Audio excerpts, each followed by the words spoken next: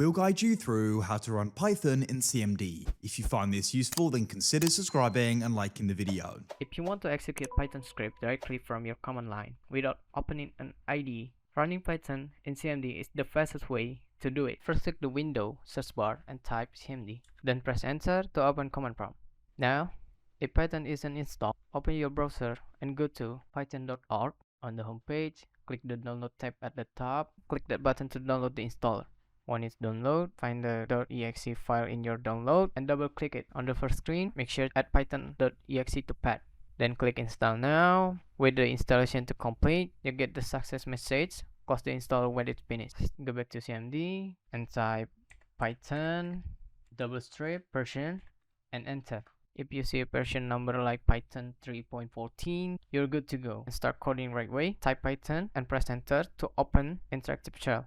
At this point, you're running Python in CMD.